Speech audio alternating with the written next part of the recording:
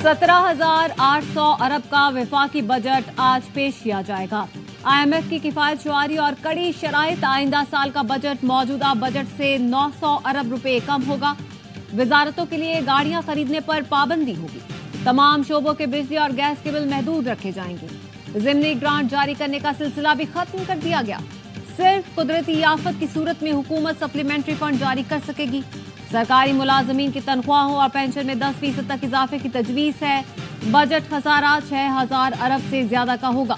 Budget में carbon tax लगेगा। बिजली और गैस के निर्ख भी बढ़ाए जाएंगे।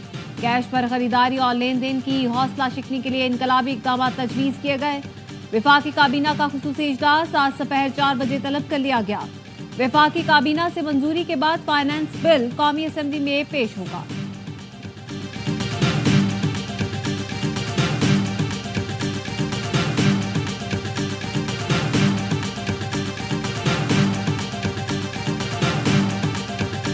टैक्स चोर और नॉन फाइलर के खिलाफ शिकंजा मजीद कसने की तैयारी। पॉइंट ऑफ सेल में टैक्स चोरी के खिलाफ जुर्माने में 10 गुना इजाफे की तैयारियां।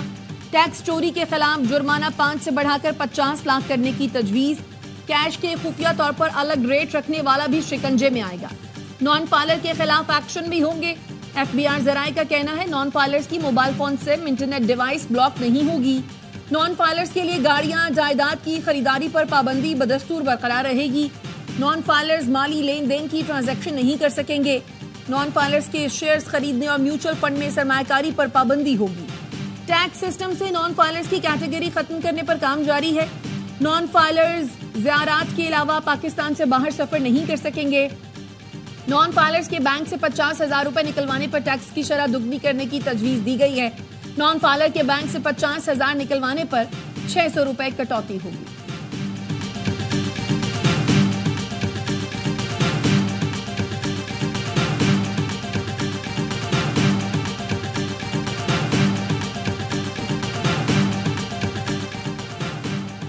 आइंदा साल बजट में तनख्वाहदार तबके के लिए बड़े रिलीफ की उम्मीदें मांद पड़ने लगी। जराये के मुताबिक IMF सालाना 12 लाख तनख्वाह टैक्स फ्री करने पर रजामंद ना हो सका। सालाना 12 लाख तनख्वाह पर 1% कम से कम टैक्स आयद करने का IMF का मुतालबा। माहाना 1 लाख तनख्वाह को टैक्स फ्री किया तो इनकम टैक्स गोशवारों की तादाद कम होगी। इनकम टैक्स की तमाम स्लैब में मामूली रिलीफ की तैयारियां। तनख्वाहदार तबके के लिए तमाम स्लैब पर 2.5% रिलीफ दिए जाने का इम्कान। कॉर्पोरेट सेक्टर के लिए भी इनकम टैक्स का रेट 2.5% कम करने की तैयारियां। टैक्स की छूट की हद सालाना 6 लाख तक ही महदूद रहने का इम्कान है। माहाना 1 लाख रुपए से ज्यादा तनख्वाह पर इनकम टैक्स 5% से कम होकर 2.5% हो सकता है।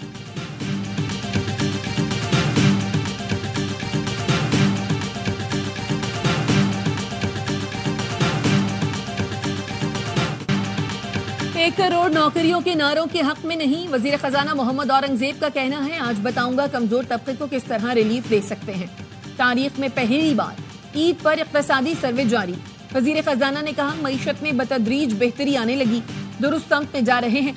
रवा माली साल मईशत की शरह नमू 2.7% रही। महंगाई में इजाफे की शरह रिकॉर्ड कम हुई। शरह सूद 22 से गिरकर 11% पर आ गई। लीकेज नहीं रोकेंगे तो मुआशी निजाम बेहतर कैसे होगा। सबसे पहले मसाइल को जड़ से उखाड़ना है। 43 वजारतों और 400 मुल्हका इदारों में मुलाजिमीन की तादाद कम करेंगे। पास्को करप्शन का गढ़ था, इसे खत्म करने जा रहे हैं। फूड स्टोरेज से आड़ती का किरदार खत्म कर दिया जाएगा। किसान को बेहतर कीमत मिलेगी। IMF प्रोग्राम का मकसद पायदार मौशी इस्तेहकाम है। इस्लाहात का अमल जारी रहेगा। IMF प्रोग्राम रुकवाने के लिए भारत ने एड़ी चोटी का जोर लगाया।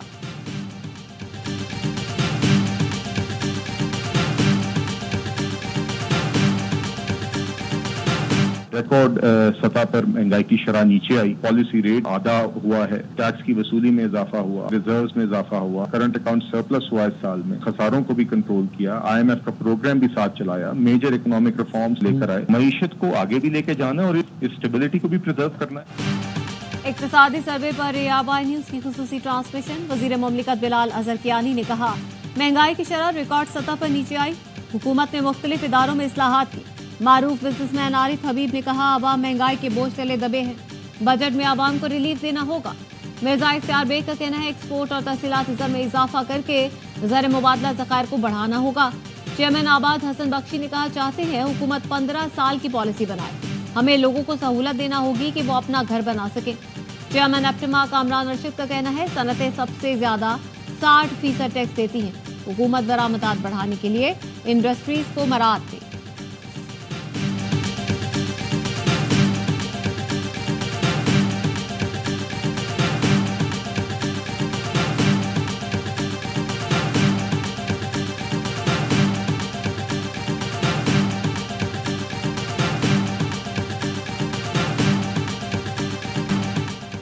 अदालत बानी पीटीआई को रिहा करे तो कोई मसला नहीं होगा, फैसला अदालतों ने करना है। बिलावल भुट्टो का स्काई न्यूज को इंटरव्यू, कहा जमानत बानी पीटीआई का हक है, जाती तौर पर चैलेंज नहीं करूंगा, उम्मीद है न ही मेरी जमात की जानिब से ऐसा होगा। सिंतास मुआहदे की मुअत्तली आलमी कानून की खिलाफ वर्जी है। पाकिस्तान एक जिम्मेदार एटमी रियासत है, हमने हमेशा मुज़ाकरात और सिफारतकारी के जरिए मसाइल के हल की बात की। दोनों जौहरी ममालिक के दरमियान बहरान के हल के लिए कोई मैकेनिज्म नहीं, तमाम मसाइल का हल कश्मीर से होकर ही निकलता है। बरतानवी थिंक टैंक से खिताब में कहा, मसला कश्मीर तकसीम हिंद का नामुकम्मल एजेंडा है। पाक भारत हालिया तनाज़े के बाद दुनिया आज पहले से ज्यादा गैर महफूज है। खत्ते में एटमी जंग का खतरा है। अमन पाकिस्तान और भारत दोनों के मफाद में है।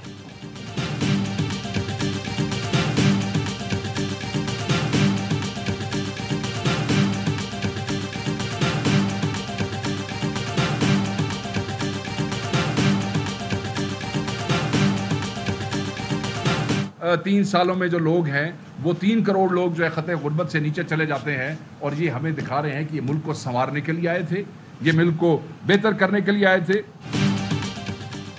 गुर्बत बड़ी है तो किस मुंह से महंगाई कम होने का दावा किया जा रहा है। पीटीआई रहनुमा शेख वकास अकरम का कहना है, करोड़ों लोग खतरे गुर्बत से नीचे चले गए। 3 साल में 30 लाख लोग मुल्क छोड़कर जा चुके हैं। टिकट और वीजे महंगे ना होते तो पूरा मुल्क बाहर जा चुका होता। माल, मवेशी और गधों की ग्रोथ रेट दिखाकर तरक्की का दावा किया जा रहा है।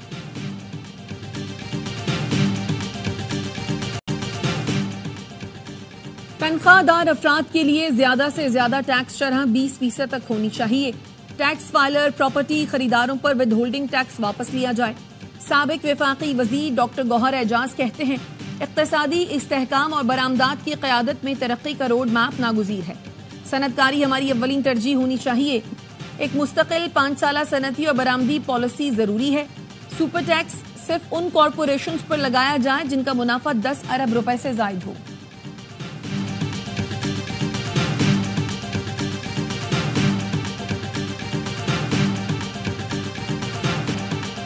बजट में वजीर आजम ऑफिस की तज़ीनो आराइश के लिए 6.5 करोड़ रुपए रखने की तजवीज है। दस्तावेज के मुताबिक वजीर आजम स्टाफ कॉलोनी में इजाफी सहूलतों की फराहमी के लिए 5.5 करोड़, मिनिस्टर्स एनक्लेव इस्लामाबाद में 12 अपार्टमेंट्स की तामीर के लिए 13 करोड़ 27 लाख रुपए की तजवीज है। इस्लामाबाद में सरकारी इमारतों की तज़ीनो आराइश के लिए 11 करोड़ और कराची के ग्रीन लाइन मंसूबे के लिए 50 करोड़ रुपए के फंड्स रखने की तजवीज है।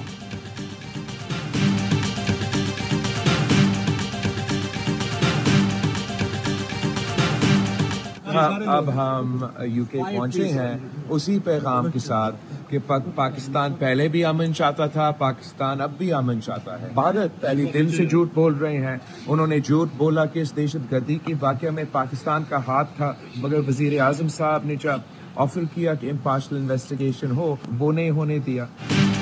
पाकिस्तानी सिफारती वफ्द अमरीका और अक़वाम मुत्तहिदा के कामयाब दौरे के बाद लंदन पहुंच गया। मीडिया से गुफ्तगू में बिलावल भुट्टो ने कहा, पाकिस्तान पहले भी अमन चाहता था और अब भी अमन चाहता है। हम अमन का पैगाम लेकर बताने आए हैं। शेरी रहमान कहती हैं, हमारा पैगाम अमन है, खित्ते को गैर मुस्तहकम नहीं करना चाहते। भारत की बहुतान वाली सियासत खत्म हो गई है। खुरम दस्तगीर बोले, भारत ने हर हद पार कर ली है। हिनारा बानी खर ने कहा, भारत का चेहरा दुनिया के सामने बेनकाब हो गया। फैसल सब्जवारी बोले, जंग से बचना चाहते हैं, बातचीत से मसाइल हल करने होंगे।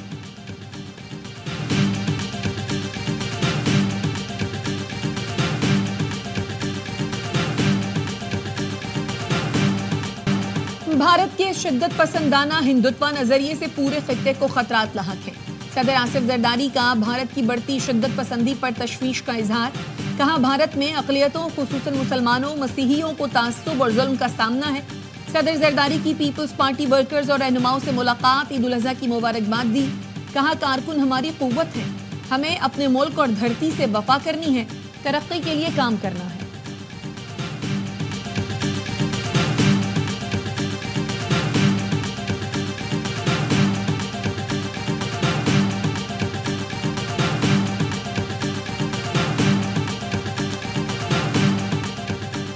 मोदी सरकार में भारतीय सेक्युलरिज्म का ड्रामा भी बेनकाब। सेक्युलरिज्म की दावेदार फौज का चीफ इंतहा पसंद गुरु का चेला निकला। जनरल उपिंदर गुरु राम भद्र आचार्य के आश्रम पहुंचे, माथा टेका। मुसलमानों सिखों को कुचलने वाली फौज ने असल चेहरा दिखा दिया। ईद के रोज वाघा बॉर्डर पर जवानों की परेड प्रोग्राम सरेआम के एंकर इकरारुल हसन भी जा पहुंचे।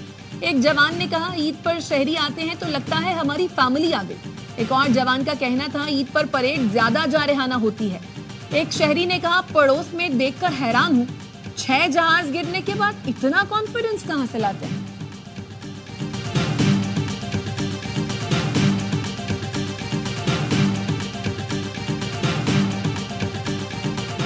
गवर्नर सिंध कामरान टिसोरी की सदर उमूर हरमैन शरीफैन और चीफ इमाम काबा शेख डॉक्टर अब्दुल रहमान अल सुदैस से मुलाकात।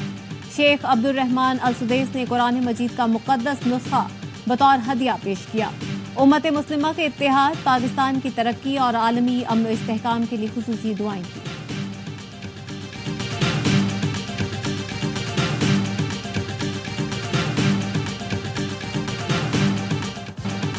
मुल्क भर में ईद उल अजहा के तीसरे दिन भी कुर्बानी, मिलने मिलाने और दावतों का सिलसिला जारी। मेहमानों की बिरयानी, कबाब, टिक्का बोटी, कोरमा और कड़ाही से खूब खातिर तवाज़ो की जा रही है। ईद की आखिरी छुट्टी पर लोगों ने तफरीही मकामात का रुख किया। बाबूसर टॉप पर भी सयाहों का रश, खून खवाओं और खूबसूरत नजारों से लुत्फ उठाया।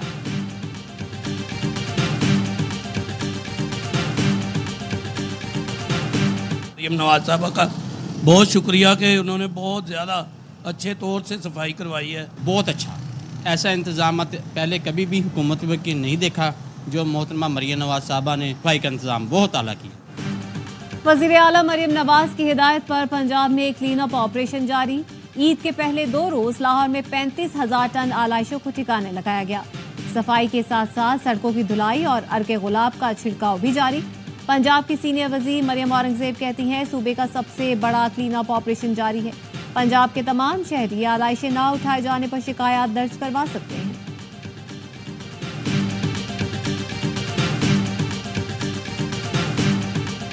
कराची वालों को ईद पर भी पानी की परेशानी। जामा कराची में पानी की पाइपलाइन फिर फट गई। 2 बड़ी पाइपलाइनों में शिगाफ पड़ने से जामा कराची कब्रिस्तान जाने वाला रास्ता मुकम्मल जेरे आब आ चुका।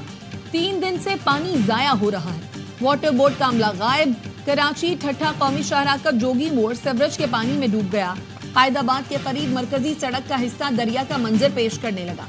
ट्रैफिक की रवानी में शदीद मुश्किलात।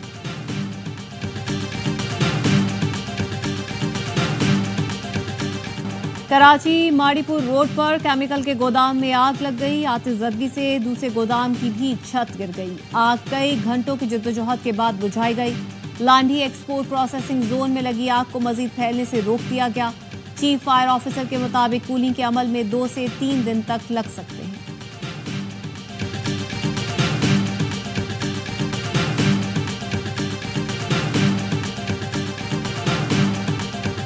लकी मरवत में कोट कश्मीर के करीब पुलिस और दहशतगर्दों में मुकाबला। 3 दहशतगर्द मारे गए।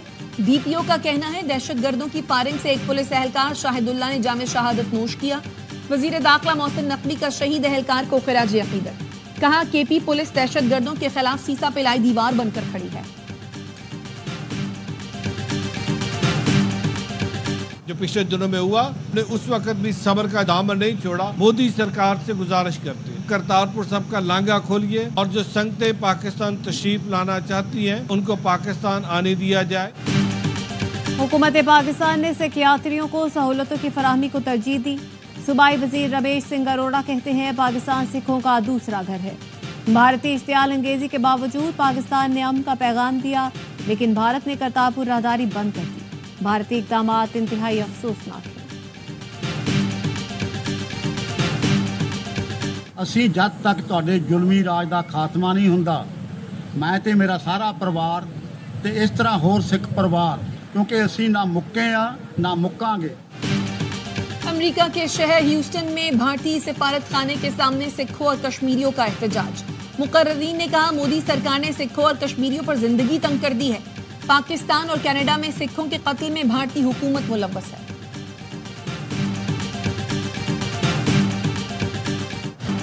इसराइली फोर्सेस की खुली दहशतगर्दी, फ्रीडम फ्लोटिला को कब्जे में ले लिया, आलमी इमदादी कारकुनों को यरगमाल बना लिया। मेडिलियन कश्ती पर गजा के महसूरीन के लिए इमदादी सामान ले जाया जा रहा था। सहूनी बहरिया ने ड्रोन से सफेद केमिकल छिड़ककर कम्युनिकेशन निजाम जैम कर दिया। कश्ती पर स्वीडन के मारूफ माहौलियाती कारकुन ग्रेटा थनबर्ग, यूरोपीय पार्लियामेंट की रुकन रेमा हसन और फ्रांस के 6 अफराद समेत 12 एक्टिविस्ट सवार थे। ट्यूनिस और अलजायर से 1800 के करीब समाजी कारकुन भी फलस्तीनियों की मदद के लिए निकल पड़े। इमदादी बसों का काफिला लीबिया और मिस्र से होते हुए रफा बॉर्डर तक जाएगा। काबिल फौज के ताज़ा पनाहगुज़ीन कैंपों पर हमलों में मजीद 41 फलस्तीनी शहीद हो गए, 400 के करीब जख्मी हैं।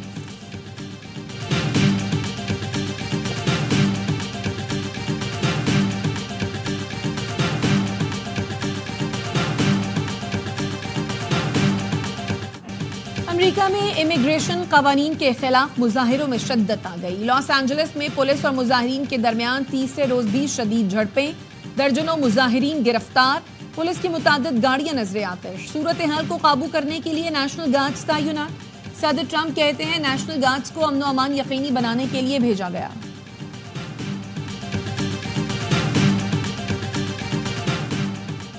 अमेरिकी सदर ट्रंप लड़खड़ा गए, तैयारी की सीढ़ियां चढ़ते हुए ठोकर खाकर तबासुम खो बैठे। वजीर खारजा मार्को रूबियो के कदम भी डगमगाए, लेकिन फौरी खुद को संभाल लिया। ये मनाज़िर सोशल मीडिया पर वायरल हुए तो सारिफीन को साबिक सदर बाइडेन की याद आ गई, जिनके साथ अक्सर इस तरह के वाकयात पेश आते रहे।